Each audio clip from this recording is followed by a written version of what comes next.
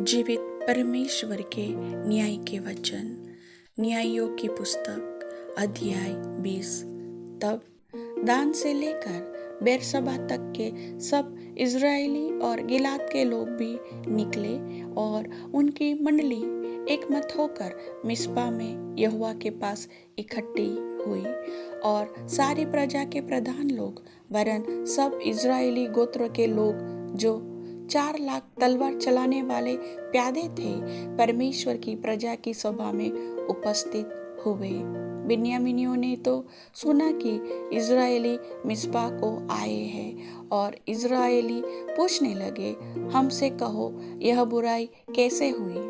उस मार डाली हुई स्त्री के लेवीय पति ने उत्तर दिया, मैं अपनी रखेल समेत बिन्यामीन के गिबा में टिकने को गया था। तब गिबा के पुरुषों ने मुझ पर चढ़ाई की और रात के समय घर को घेर के मुझे घात करना चाहा और मेरी रखेल से इतना कुकर्म किया कि वह मर गई। तब मैंने अपनी रखेल को लेकर टुकड़े टुकड़े किया और इज़राइलियों के भाग के सारे देश में भेज दिया। उन्होंने तो इज़राइल में महापाप और मूर्खता का काम किया है। सुनो है इज़राइलियों, सब के सब देखो और यही अपनी सम्मति दो। तब सब लोग एक मन हो उठकर कहने लगे, न तो हम में से कोई अपने डेरे जाएगा और न कोई अपने घर की ओर मुड़ेगा, परंतु अब हम गिबा से यह करेंगे, अर्थात हम चिट्ठी डाल डालकर उस पर चढ़ाई करेंगे और हम सब इज़राइली गोत्रों में 100 पुरुषों में से 10 और 1000 पुरुषों में से 100 और 10,000 में से 1000 पुरुषों को ठहराए कि वे सेना के लिए भोजन वस्तु पहुंचाए, इसलिए कि हम बिन्यामीन के गिबा में पहुंचकर उसको उस मूर्खता का पूरा फल भुगता सके जो उन्होंने इज़राइल में की है।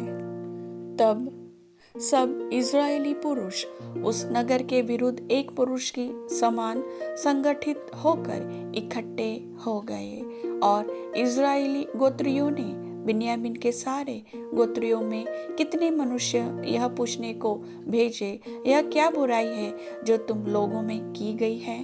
अब उन गिबावासी लुच्चों को हमारे हाथ कर दो कि हम उनको जान से मार के इज़राइल में से बुराई का नाश करें। परंतु बिन्यामीनियों ने अपने भाई इज़राइलियों की मानने से इनकार किया और बिन्यामीनी अपने अपने नगर में से आकर गिबा में इसलिए इकट्ठे हुए कि इज़राइलियों से लड़ने को निकले।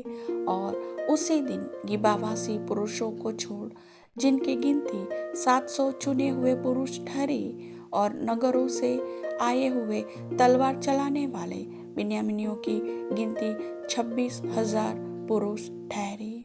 इन सब लोगों में से 700 बरियथे चुने हुए पुरुष थे, जो सब के सब ऐसे थे कि गोफन से पत्थर मारने में बाल भर भी न चुकते थे। और बिन्यामीनियों को छोड़ इज़राइली पुरुष 4 लाख तलवार चलाने वाले थे। ये सब के सब योद्धा थे। सब इज़राइली उठकर बेतेल को गए और यह कहकर परमेश्वर से सलाह ली। और इज़राइलियों ने पूछा, हम में से कौन बिन्यामीनियों से लड़ने को पहले चढ़ाई करे। यहोवा ने कहा, यहूदा पहले चढ़ाई करे। तब इज़राइलियों ने सवेरे को उठकर गिबा के सामने डेरे डाले और इज़राइली पुरुष बिन्यामीनियों से लड़ने को निकल गए और इज़राइली पुरुषों ने उससे लड़ने को गिबा के विरुद्ध पाँति बांधी। तब बिन्यामीनियों ने गिबा से निकल उसी दिन 22,000 इज़राइली पुरुषों को मार के मिट्टी में मिला दिया।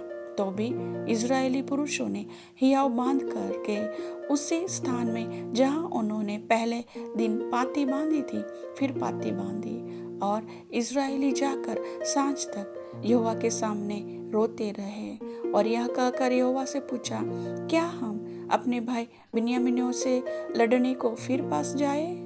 यहोवा ने कहा, हाँ, उन पर चढ़ाई करो। तब दूसरे दिन इज़राइली बिन्यामीनियों के निकट पहुँचे।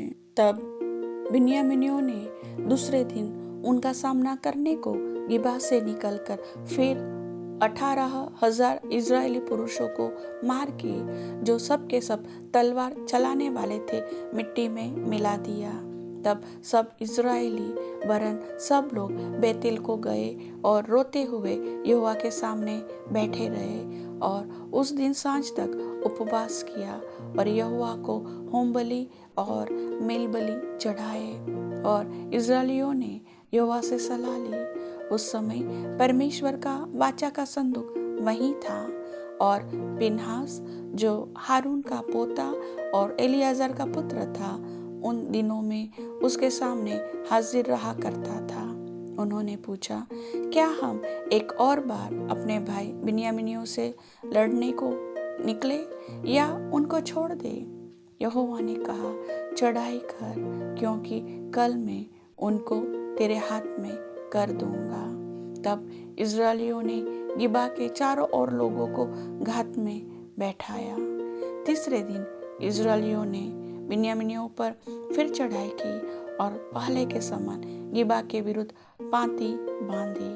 तब बिन्यामीनी उन लोगों का सामना करने को निकले और नगर के पास से खींचे गए, और जो दो सड़क, एक बेतेल को और दूसरी गिबा को गई है, उनमें लोगों को पहले के समान मारने लगे और मैदान में कोई 30 इजरायली मारे गए।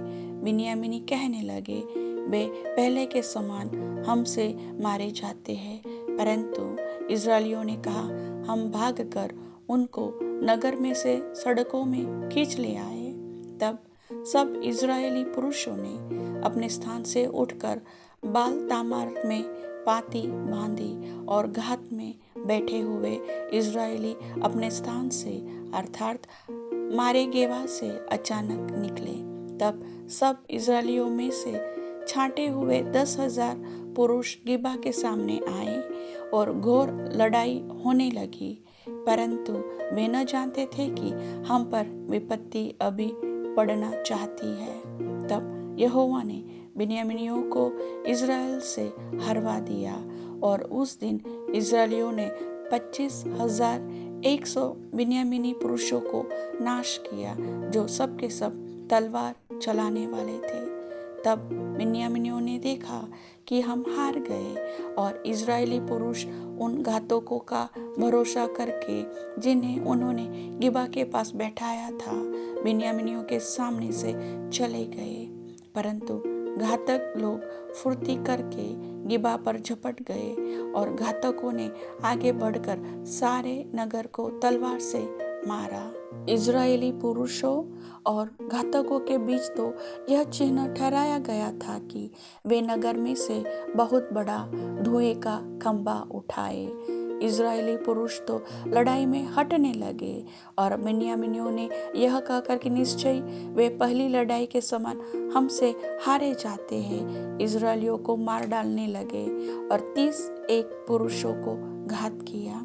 परंतु जब वह धुएं का खंभा नगर में से उठने लगा, तब बिन्यामीनियों ने अपने पीछे जो दृष्टि की तो क्या देखा कि नगर का नगर धुआं होकर आकाश की ओर उड़ रहा है। तब इजरायली पुरुष घूमे और बिन्यामीनी पुरुष यह देखकर घबरा गए कि हम पर विपत्ति आ पड़ी है। इसलिए उन्होंने इजरायली पुरुषों को पीठ दिखाकर जंगल का मार्ग लिया, परंतु लड़ाई उनसे होती ही रही और जो अन्य नगरों में से आए थे उनको इजरायली रास्ते में नाश करते गए। उन्होंने बिन्यामीनियों को घेर लिया और उन्हें खदेड़ा। वे मनुहा में वरन गिबा के पूर्व की ओर तक उन्हें लताड़ते गए और बिन्यामीनियों में से 18,000 पुरुष, जो सब के सब शूरवीर थे, मारे गए। तब वे घूमकर जंगल में की रिमोन नामक चट्टान की ओर तो भाग गए, परंतु इजरायलियों ने उनमें से 5,000 को चुन चुनकर सड़कों में मार डाला। फिर गिदोम तक उनके पीछे पड़ के उनमें से 2,000 पुरुष मार डाले। तब बिन्यामीनियों में से जो उस दिन मारे गए वे 25,000 तलवार चलाने वाले पुरुष थे और ये सब शूरवीर थे। परंतु 600 पुरुष घूमकर जंगल की ओर भागे और रिम्मोन नामक चट्टान में पहुंच गए और 4 महीने वहीं रहे। तब इज़राइली पुरुष लौटकर बिन्यामीनियों पर लपके और नगरों में क्या मनुष्य क्या पशु जो कुछ मिला सबको तलवार से नाश कर डाला और जितने नगर उन्हें मिले उन सभी को आग लगाकर फूंक दिया। वचन के सुनने वाले सभी भाई बहनों को प्रभु आशीष दे।